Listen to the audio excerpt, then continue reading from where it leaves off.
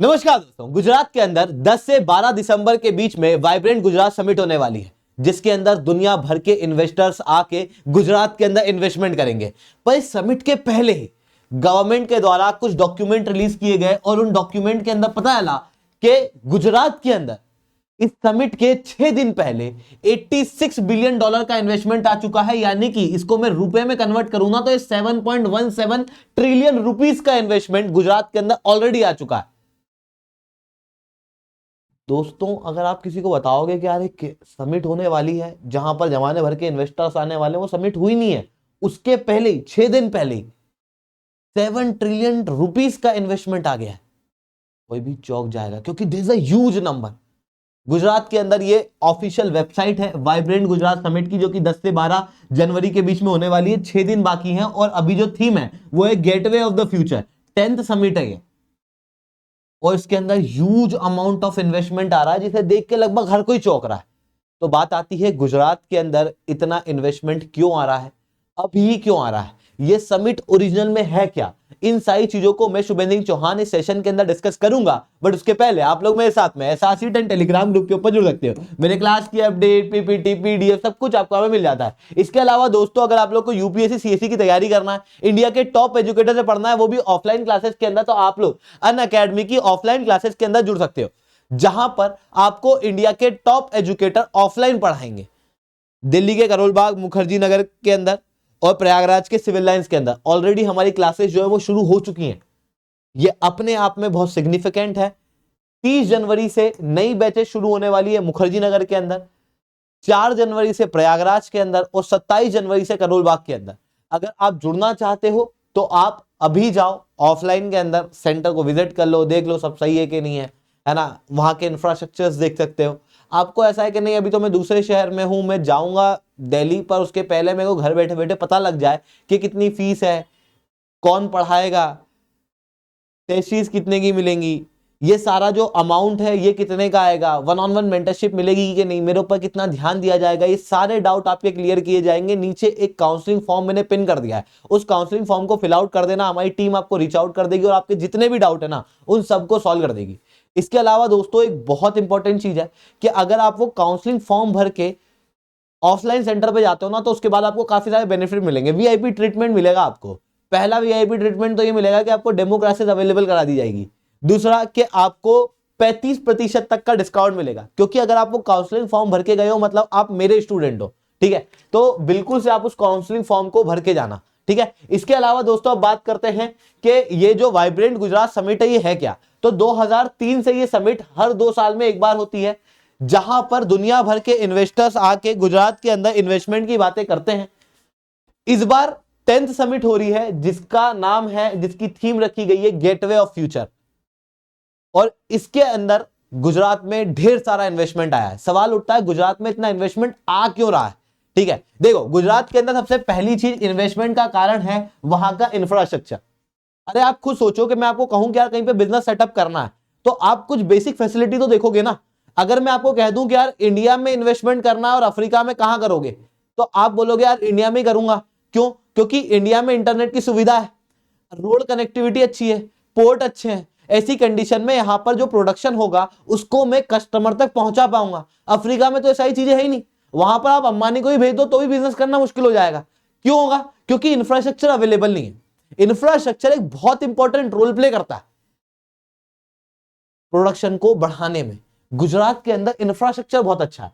यहां पर आपको लॉजिस्टिक्स पार्क मिलेंगे, जैसे पालनपुर महसाना, भरूच दहेज, सूरत हजीरा, अहमदाबाद सुरेंद्र नगर, गांधीधाम और सामाखियाली, ये लॉजिस्टिक पार्क्स हैं जहां पर लॉजिस्टिक फैसिलिटी एक साथ मिल जाती है। इतना ही नहीं, industrial Nord cities, investment region, industrial areas, ये सब का अवेलेबिलिटी ऑलरेडी गुजरात के अंदर है। इवन रोड कनेक्टिविटी बहुत अच्छी है, यहां से गोल्डन कॉरिडोर जाता है। उसके साथ में आप देखोगे तो पोर्ट्स बेहतरीन है, मतलब आपको पूरे गुजरात के आसपास कोस्ट के ऊपर पोर्ट ही पोर्ट मिलेंगे। Mundra port, Kandla port, this are the largest port of Gujarat, जो एक अच्छी कनेक्टिविटी देते हैं व्यापार के लिए। अब ये पोर्ट ही क्यों चल रहा है, मतलब वैसे तो अरेबियन सी में और भी दूसरे पोर्ट है, तो यहां पर क्या है आप देखो कि ये इंडिया है, ठीक है, इंडिया का व्यापार यूरोप से खूब होता है, अमेरिका से खूब होता है, और जितना भी व्यापार है ये इधर वेस्टर्न साइड से हो रहा है, ईस्टर्न साइड से ईस्टर्न रीजन का व्यापार हो रहा है, विशाखापट्टनम पोर्ट वगैरह से।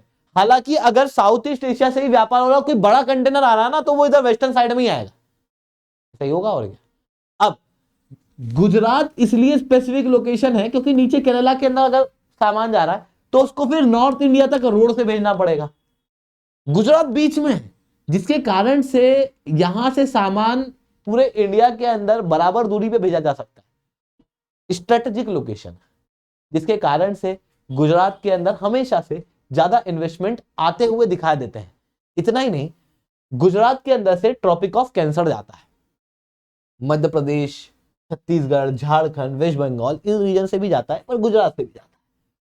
ट्रॉपिक ऑफ कैंसर के होने का फायदा यह है कि यहां पर सूरज की डायरेक्ट रोशनी पड़ेगी, तापमान बहुत गर्म होगा, जिसके कारण से यहां पर सोलर एनर्जी के बनने के केसेस ज्यादा मिलेंगे, ज्यादा अच्छी सोलर एनर्जी बनाई जा सकती है। इवन यहां पर रण ऑफ कच्छ वगैरह है, डेजर्ट रीजन है, जहां पर सूरज की रोशनी और डायरेक्ट पड़ती है, क्योंकि क्लाउड होते नहीं है, क्लाउड जो है वो सूरज की रोशनी को रोक नहीं पाते, जिसके कारण से यहां पर सोलर एनर्जी अच्छे से बनाई जा सकती है, विंड एनर्जी अच्छे से बनाई जा सकती है, हाइड्रोजन के पोटेंशियल अच्छे हैं, जिसके कारण से गुजरात के अंदर इन्वेस्टमेंट जो है बढ़ता हुआ दिखाई दे रहा है। इसके अलावा गुजरात गवर्नमेंट की पॉलिसी जो सालों से चली आ रही है, उसका भी एक इंपॉर्टेंट रोल रहा है, क्योंकि गुजरात के अंदर ईज ऑफ डूइंग बिजनेस के अंदर अगर आप देखोगे नीति आयोग की जो रिपोर्ट निकलती है, टॉप 3 राज्यों के अंदर गुजरात आपको हर साल देखने को मिलेगा।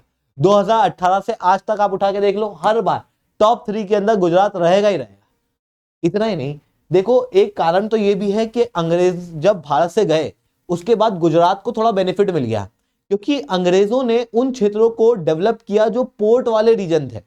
अंग्रेजों का इंपॉर्टेंट पोर्ट हुआ करते थे गुजरात के अंदर भी, जिसके कारण से गुजरात का डेवलपमेंट अंग्रेजों के समय से था और वही डेवलपमेंट आगे भी कंटिन्यू रहा, जिसके कारण से गुजरात का जो इंफ्रास्ट्रक्चर डेवलपमेंट है वो बेहतर है बाकी राज्यों के मुकाबले। इस कारण से इन्वेस्टमेंट जो है वो गुजरात के अंदर ज्यादा आ रहे हैं। वहीं स्टेबल पॉलिटिक्स है, आप देखो कि 2001 से इवन कहूं 1998 से आज तक सेम ही पार्टी रूल कर रही है, पार्टी चेंज ही नहीं हो रही है। अब जैसे पार्टी चेंज हो जाती है ना, तो पॉलिसीज चेंज हो जाती है। जैसे अभी रिसेंटली आपको देखने को मिलेगा कि राजस्थान के अंदर जैसे ही पार्टी चेंज हुई, लोगों का कंसर्न हो गया कि यार वो जो पुरानी स्कीम चल रही थी वो चलेंगी कि नहीं चलेंगी, वो जो पुराने इन्वेस्टमेंट थे वो होंगे कि नहीं होंगे, क्योंकि पॉलिसीज पार्टी के साथ चेंज होती है। लीडर चेंज होगा तो पॉलिसी चेंज हो ना हो, पर पार्टी चेंज होगी तो पॉलिसी के चेंज होने के चांसेस बहुत ज्यादा। इसको आप इंडिया लेवल पे भी देख सकते हो, 2014 के पहले और 2014 के बाद आपको पॉलिसीज के अंदर चेंज बड़े पैमाने पे देखने को मिलेगा। डी इन्वेस्टमेंट किया जा रहा है, जहां पर पूरी पीएसयूज को ही भेज दिया जा रहा है। पहले जो गवर्नमेंट थी वो इन चीजों के फेवर में नहीं थी, अब जो गवर्नमेंट है वो इन चीजों के फेवर में। पॉलिसी के अंदर चेंज होता है जब पार्टियां चेंज होती है, और यहां पर आप क्या देख रहे हो कि पार्टी चेंज ही नहीं हुई, स्टेबल पॉलिटिक्स है, जिसके चलते गुजरात के अंदर इन्वेस्टमेंट आ रहा है। वहीं अगर ग्रोथ की बात करें, प्रोडक्शन की बात करें, तो टॉप 3 राज्यों में हर साल आपको गुजरात देखने को मिल जाएगा। गुजरात, महाराष्ट्र, तमिलनाडु पूरे भारत के अंदर जीएसडीपी के मामले में टॉप करते हुए दिखा देते हैं। इन कारणों से हर कोई गुजरात के अंदर इन्वेस्टमेंट करना चाहता है। इसी कारण से गुजरात में ढेर सारा इन्वेस्टमेंट आया है, क्योंकि अभी 2024 भारत के अंदर इन्वेस्टमेंट करने का समय है, क्योंकि इकोनॉमी बहुत तेज ग्रो कर रही है। वर्ल्ड के अंदर बाकी सारी इकोनॉमी इन्फ्लेशन में जा रही है, चाइना की इकोनॉमी नीचे जा रही है। अब कोई इमर्जिंग मार्केट है पूरे वर्ल्ड के अंदर तो वो भारत है, फास्टेस्ट ग्रोइंग कोई मार्केट है तो वो भारत है। हालांकि भारत की जीडीपी चाइना, यूएस के मुकाबले बहुत कम होगी, पर आप खुद सोचो कि अगर आप शेयर बाजार के अंदर पैसा लगाते हो, एक शेयर है जो कम रेट का है पर बहुत ज्यादा ऊपर उठने वाला है, और दूसरा शेयर है जो बहुत महंगा है और उठने के चांसेस कम है, मतलब कम ही उठेगा या हो सकता है लॉस हो जाए। आप कहां इन्वेस्ट करोगे? ऑब्वियसली इस शहर में। ये जो शेयर है ये इंडिया है, इन्वेस्टर्स इंडिया के अंदर इन्वेस्ट करना चाह रहे हैं क्योंकि इंडिया एक बहुत ही बड़ा इमर्जिंग मार्केट है। अभी जो इन्वेस्टमेंट आए हैं ये ग्रीन एनर्जी सेक्टर में आए हैं, मैंने बताया, क्योंकि सोलर और विंड के पोटेंशियल बहुत है गुजरात में। दूसरा, केमिकल और पेट्रोकेमिकल के अंदर आए हैं क्योंकि उसकी इंडस्ट्रीज भी आपको गुजरात के अंदर देखने को मिलती हैं। इसके अलावा ऑटोमोबाइल और इंजीनियरिंग से रिलेटेड चीजों के अंदर इन्वेस्टमेंट आए हैं क्योंकि ऑलरेडी कई सारे इंजन जो है वो गुजरात के अंदर बनाए जाते हैं। और ग्रीन हाइड्रोजन से रिलेटेड इन्वेस्टमेंट आए हैं। न्यूज़पेपर के अंदर जमाने भर के ऐसे इन्वेस्टमेंट इस कंपनी ने इतना किया, वो सब दिया हुआ है।